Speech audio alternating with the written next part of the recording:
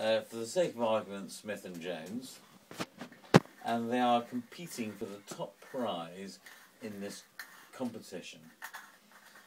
One is called Smith, one is called Jones, and they're equally good, and no one's quite sure which one is better or worse, and they happen to be taking the exam in English literature, and so the examiners have to decide which of the two are the best between Smith and Jones. And it all came down to their use of punctuation in their final exams. So Smith had his argument, Jones had his argument, and the examiners had to look at the way they described the event. Smith, whereas Jones had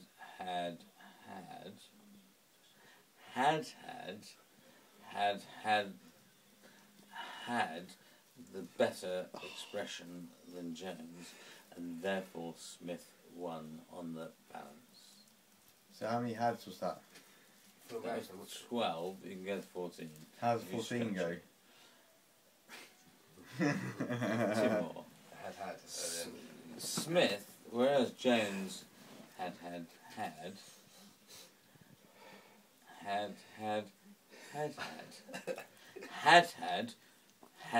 more impressive examiners.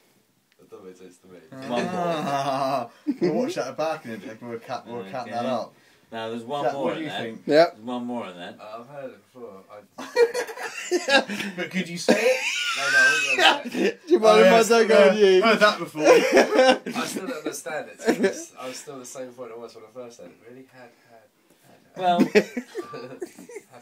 That's a brilliant 2-minute video. Yeah, a very good 2-minute video. but if you imagine whether using your expression had rather than had, I just then wondered, you'll understand the problem. you could do it had one comma. Well, had. Smith in the argument said had, whereas Jones said had.